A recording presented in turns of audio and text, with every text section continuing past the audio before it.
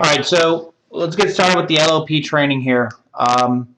When you have your computer and you turn your computer on, you're going to open up the window, and the first screen you're going to look at in the shortcut that's going to come up is going to ask you for your username and password.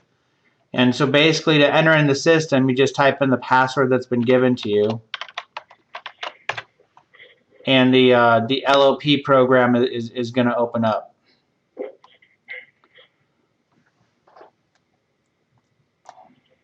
Okay, so when you open up your program and you're looking at mine, you've got some different windows that open up, okay? The first thing that opens up is your alarms, your Goldmine alarms.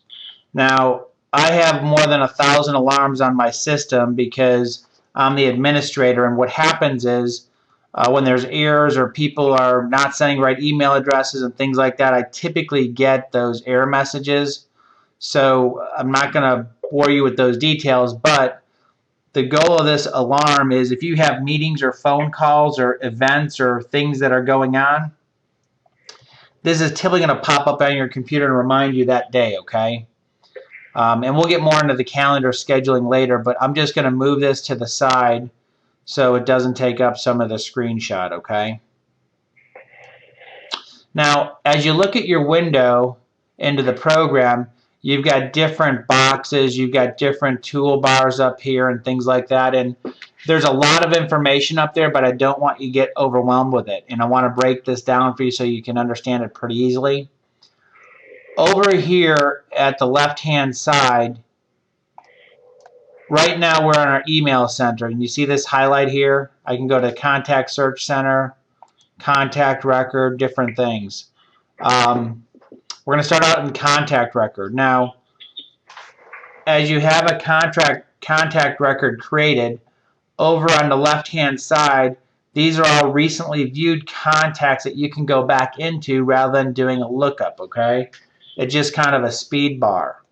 Down below this speed bar for the contact records is different bars. You can go to pull up different tabs. So, for example, I don't have my Activities tab open. I can click here, and it's going to open up another tab called Activities, which, if you see that, that just opened there to the right.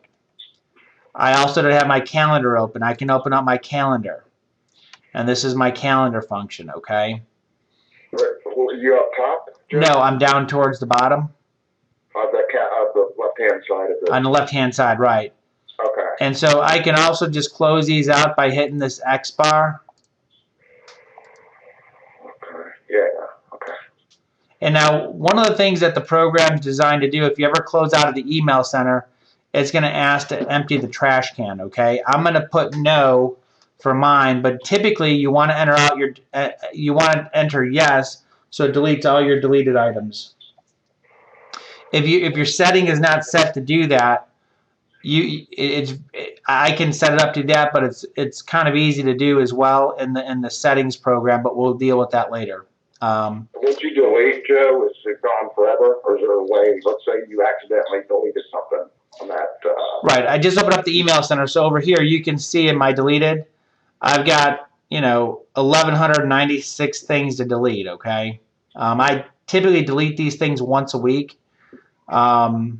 But you can delete them once a day or whenever you log out of the system. So once you delete these items, that's a great question. What happens to them? Yes, they're gone forever from this program, but depending on the email address that the message is being sent to, there could still be a record of it. Like, for example, if you look here in my email center pulls emails from joe@joefarrow.com, Joe at Premier Capital, my Fairway email address, my Charter email address, my Zillow, and my jfarrow@joefarrow. So what's happening is, rather than me having 4 different email boxes to check every day, what this does is this pulls all my emails down into one page. So if I were to delete this, and I would lose those messages, but if it was from Joe@joefarrow or Joe at Premier Capital, I've got a backup on Gmail that I can go into to get at any time, okay?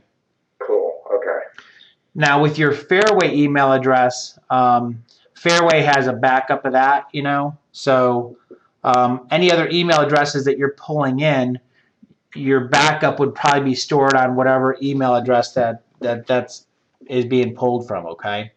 But there's no reason for us to go to that Fairway email address. We should always just go to Premier Capital, correct? Yeah, because we've set it up for everyone such that it will pull in your Fairway email, it will pull in your Premier Capital email, and then if you've got a vanity domain with your own email address and you want that to be pulled in here, we can do that as well. Okay. All right.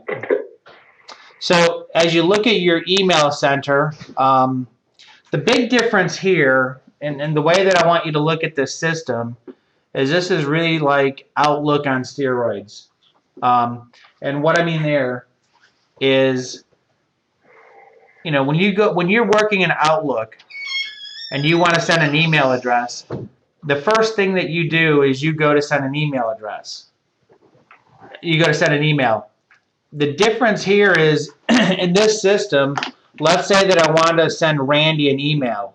Well, rather than going into the email center and trying to send a message, like new message right here, okay, which you can do, the better way to do this is I would do a lookup of Randy's name, and all you have to do, you can do a search in the system by double-clicking on any field in the database. So I just will click on last, double-click on last. It pulls up a search mechanism that says search by last name and begins with. I'm going to just change that to contains, and I'm going to type black.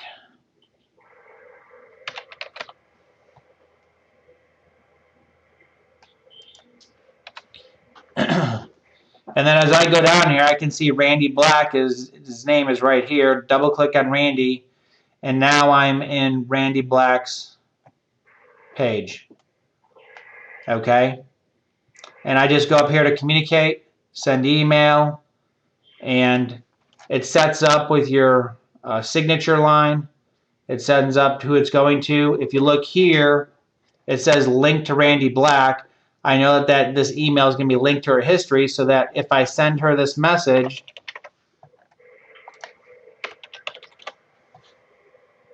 and send it out, what's going to happen in the system is I've now got a record in the history, and here's the message. Here's the history of it being sent out. You can view it in the preview window over here, but here's a history of everything we've done with Randy, as to who has access to her file, okay? Does that make sense? Yeah.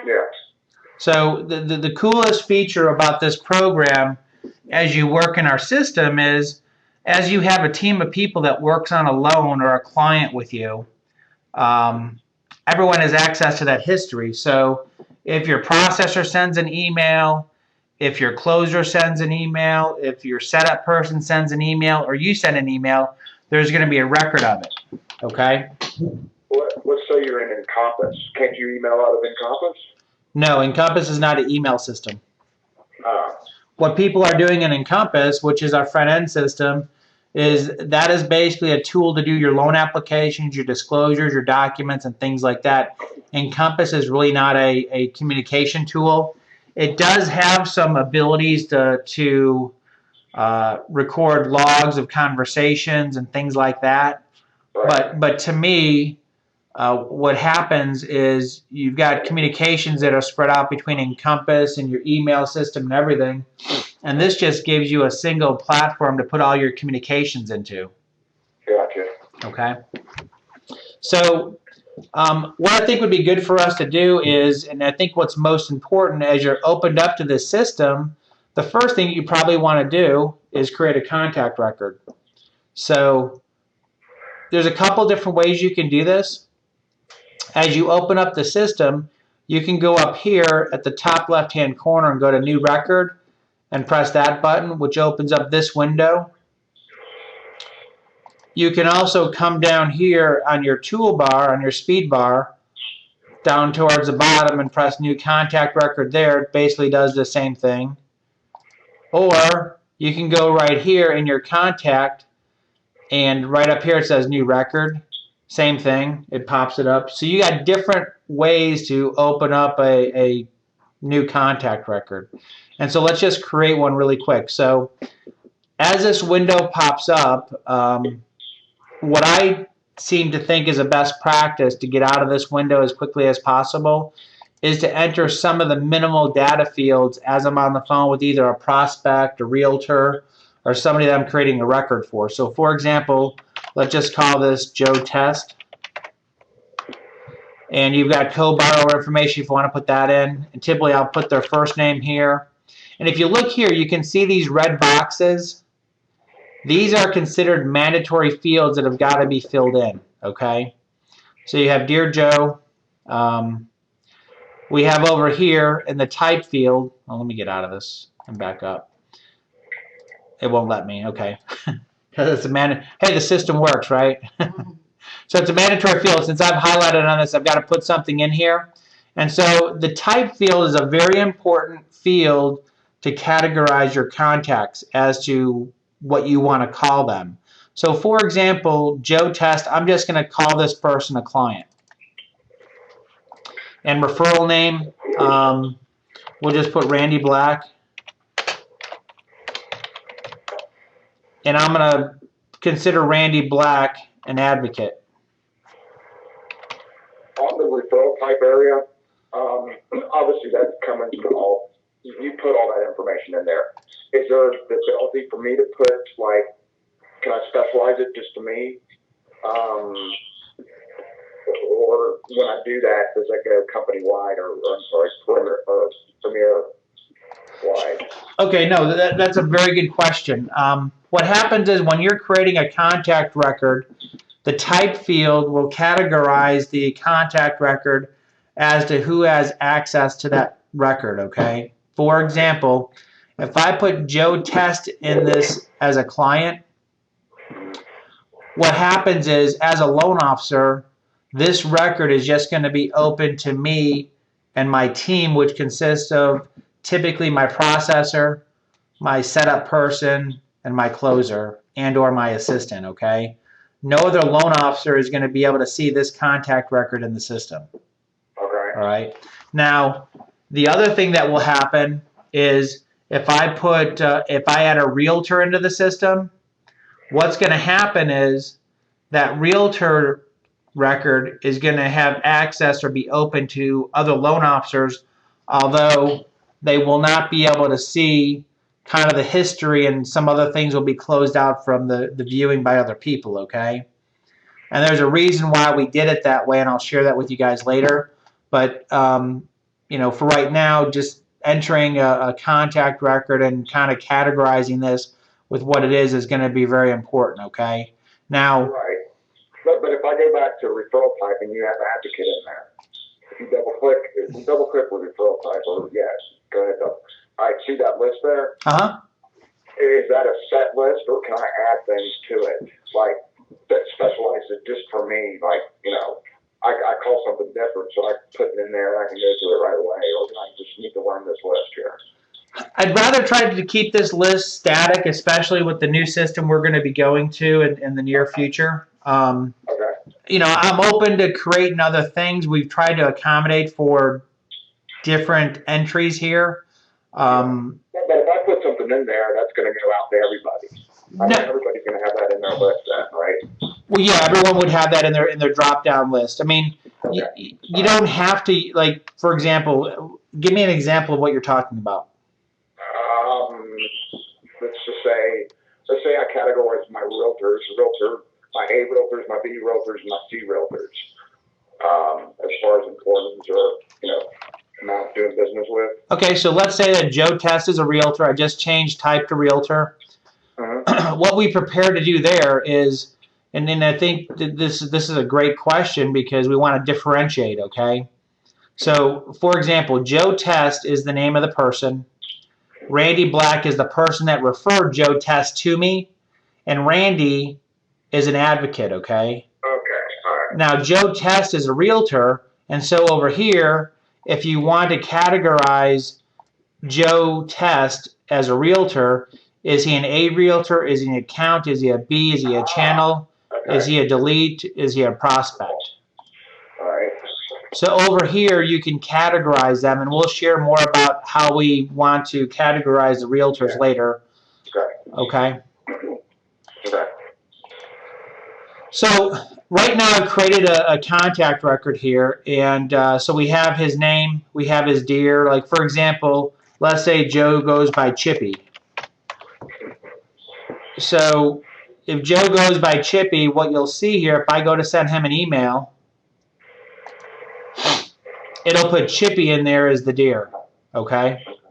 So it's more personal. All right? So if there's a co-borrower or somebody else on the loan, we put their name in here.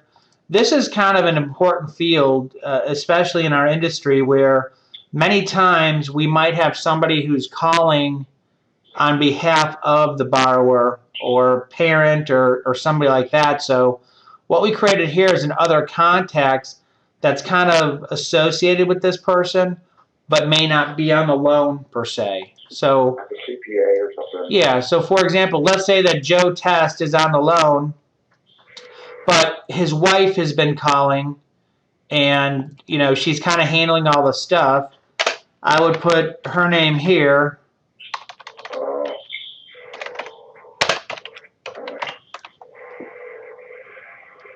And so now when I go to this record and I'm talking, I know that Chastity is Joe Test's wife and that I can talk to her about some things, and it kind of gives me a heads up there, okay? Sometimes what also happens is I might have a person that is called a primary contact. Okay, and maybe not a spouse or a family member or somebody else that's not related, but we just call them a primary contact, okay?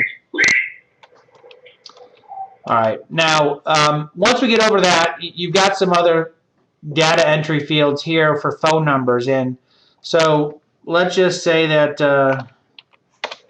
I've got two people on this loan. And we have a work number, a home phone, an alt phone, a fax number, an email address, and things like that. Well, if I put a work number in here, one of the biggest challenges we have is you got two people up here. Whose work number is that? Well, that's why we put these fields over here as for borrower, co-borrower, both, whoever, okay?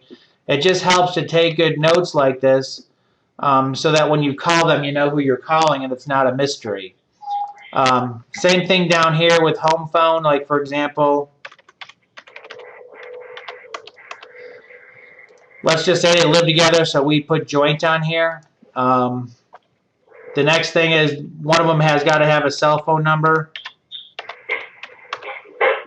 And let's say that this is the co-borrower's cell phone number, co-borrower mobile. If you look here, the alt contact field has been built out with so many different numbers and ways to do this. Like if there was a primary contact, you know, we could put their information down here as home, mobile, pager, work, whatever. So again, all this is kind of an electronic notepad to organize the data. And over the years, we've just come up with so many different ways that people wanted to be communicated with. And this is just good notes for the whole team to know whose phone numbers these are and how to best contact them. Does this make sense? Yeah, this is set contact information, so Sean that can go straight to whatever we call a certain person. Yeah, one of the biggest challenges. My little notes. Sure. Yeah, I got you. I mean, the value of the system is it's only as good as the information that's put in there. And what happens so many times, especially in some of the loan system stuff, is loan officers and or operations people don't put in the right contact information. So then you're trying to call the person, and they say, oh, well, I have it in my notepad, or I have the number over here. Well, you really want to be putting and focused on putting as much contact information in here to make sure you've got the most up-to-date information for you and your team, okay? Got it. Now, as you come down here to email addresses, you can keep multiple email addresses on any party or any contact record that you want. So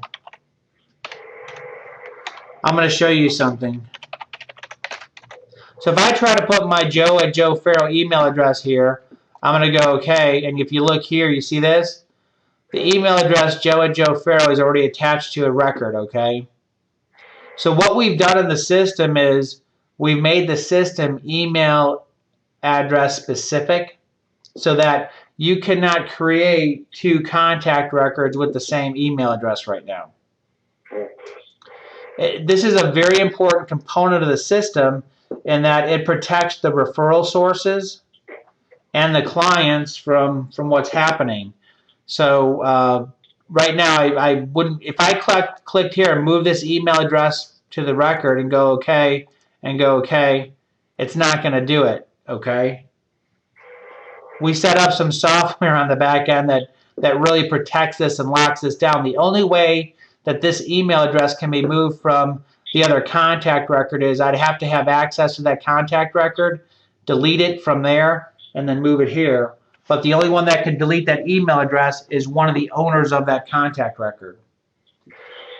So this is very important as we talk about realtors and referral sources and things like that, because what's happened in the past is a loan officer has gone in and created a new contact record for the same real estate agent. But guess what? The email address was with the other contact record that another loan officer owned.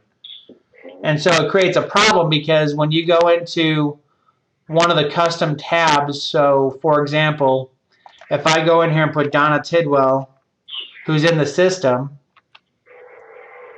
and I click in and out, it updates all of her contact information in here. All right. Now, if there were two Donna Tidwell contact records, it would give me an error message. And then that's when somebody would typically call me or Brandon as an administrator of the system, and we'd have to go in there and see the contact records as to, you know, who really owns that Donna Tidwell contact record. Okay. Does that make sense? Yes. Okay. So I kind of want to change gears, and I want to focus more on the top part of this, and then we're going to go over some more things down here towards the bottom. So we have email address, which I just showed you, which you put in an email address. You could have multiple email addresses in here. One of the things that comes up every once in a while is, let's say there's a borrower and a co-borrower. Well, let's say that I want to send updates and things throughout the loan process to both parties. Well, based on the limitations within the system, I can only have one primary email address in here. So what I would do is there'd be a primary, let's just do the Joe test at joefarrell.com. Okay. So that's email addresses in there, but I'd come down here into my contacts tab, and I'd go down here to alt contact, and I'd put Chastity.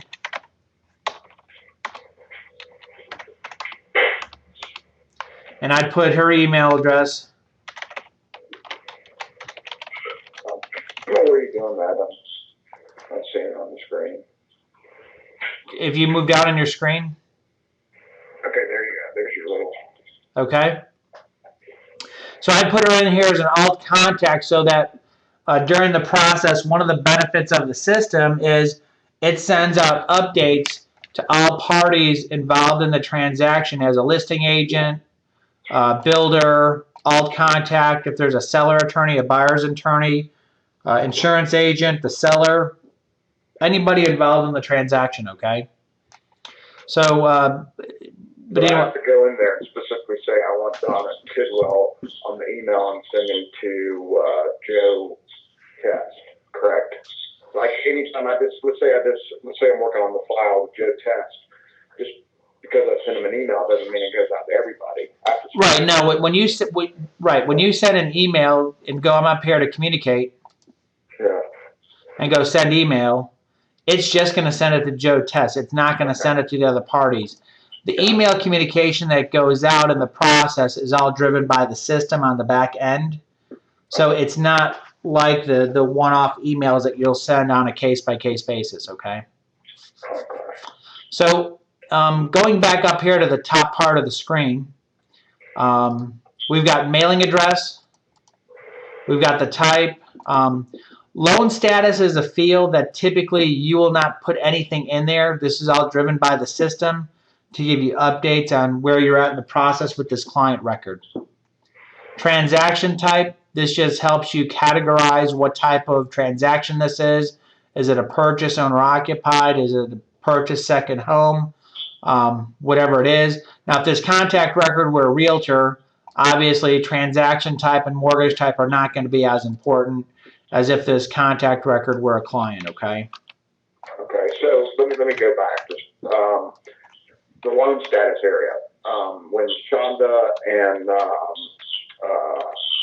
Kristen sent those emails out yesterday saying, hey, we're real busy, please go to see your notes in Gulfline. Where I want to go is to go to loan status, because I always want to hit back to see what's been going on with my file. Is that correct? As opposed to picking up the phone and calling them. Sure, no, that's another, I'll go over that in a second. That's a great question. There's actually a tab in the system where you can check status on your file to see where it's at, okay?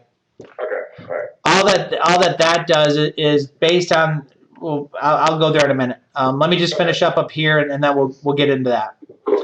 So you've got transaction type, mortgage type, subject property address, story type. If you want to put some notes in here as to, you know, is this a first-time home buyer? Is it a divorce situation? What is it? Clear up credit issues, whatever it is there.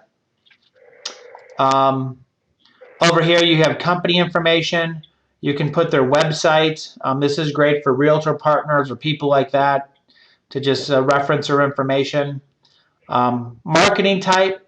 The only time you're really going to use marketing type is in two different cases where you're either going to delete the person, or let's say it's a person that you're looking to do a refinance for and you're keeping notes on them and you want to market to them after the fact. You would put them in as a mortgage under management. All right. And where this comes in at, if you're spending 15 or 20 minutes on a person getting their mortgage information, you know, most of the time the loan officers out there, they write it on a pad of paper and then it never goes anywhere, okay? Well, in this system, if you've taken the time to create a record and you've gathered all the refi data in this screen here and taken the notes here, why not try to follow up with them and keep them in the loop in the future? And all you've got to do for some of the marketing stuff to trigger is add them as a MUM, mortgages under management. All right. Now the level screen we already talked about, and this is more for your realtor partners and your clients to rate them. Like for example, I need to add this. A top 50 is what we're going to call some of our top 50 clients that are not realtors. That's a new status that I wanted to add. And I'm going to teach you guys some more about some of the categories and some of the reporting that we're going to be doing in the future to help follow up with people. This merge field, this is a random field that I use to help clear up some things in the database sometimes.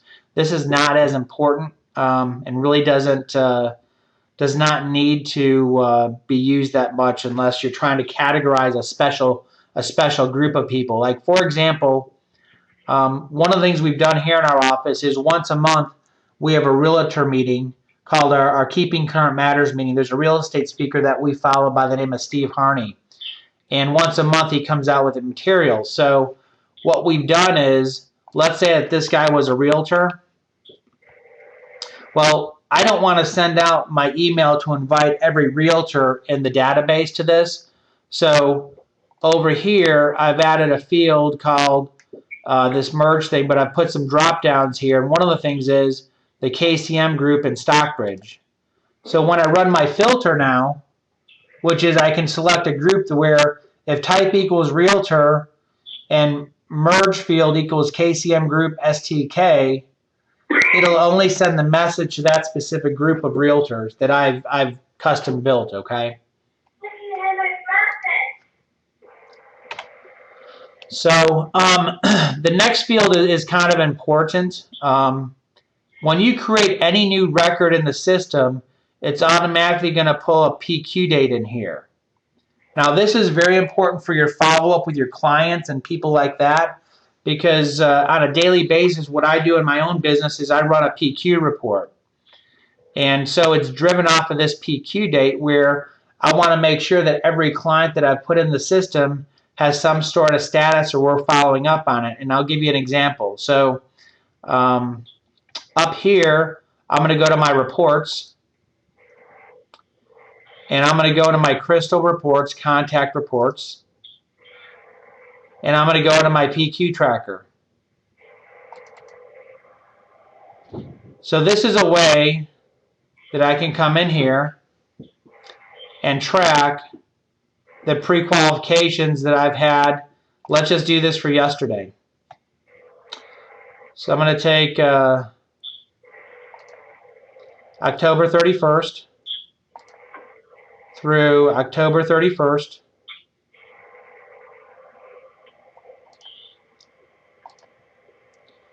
And loan officer name, I'm just going to come down here and just put my name.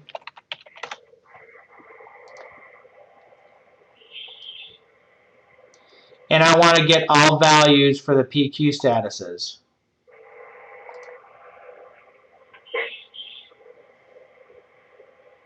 So right now it's going through the database. So yesterday, I added 6 people to the system. You see this? And so as I added these 6 people, now today, I'll be having a meeting here shortly with Tyler, and we're going to go through some of these different people like Benjamin Robinson, Elizabeth McConnell, Roger, can't pronounce that name. I also added a field for the condo desk, which shouldn't be a contact record. So what I will do on that in editing this is I'll pull up condo desk. And I'm just going to delete that field because it's really not a PQ. It's really not something I got to pay attention to. But this is the condo desk at Fairway, where if I've got a question on a condominium or something, all that I got to do is come in here and send an email, and I can follow up with them now. Okay? So the other part of the system, too, and I'll just go back here to Joe Test, is when I create a contact record as a loan officer, it's automatically going to put my name and my processor's name, who's ever assigned to you, in here automatically. You don't have to worry about this. This is what creates the ownership rights as to who creates that contact record. Okay? So any questions on turning on the system and entering a contact record with the information that's up top here? I mean, me as a loan officer, should I get this involved with everything you're doing here, or should I just keep in my head, okay, this is the client, these are the realtors involved. If I have any realtors that I want to market to, I'll put them in there, and then everything else will kind of flow. If I ever need to see what Shonda did, if she got whatever specific document out of my bar, I can go in there. Sure. I don't have to go so deep into this thing, right? Rob, it all really depends, but okay. What we'll be doing is I'll be covering some of that in some of the future meetings, okay, and reviewing some of that. So I just want to make sure that right now, as a group, you all understand how to add a contact record and kind of the importance of some of these fields up top and what they really mean. And that's really the goal of this first thing. In subsequent meetings, we're going to be covering some of the other fields where, again, I want you to consider this a communication tool and just like an electronic notebook where you can keep notes on everything. And the cool part of this system is you can reference that data whenever you want in the future to pull it up. So it's been about 30 minutes right now. I'm going to go ahead and turn off this meeting.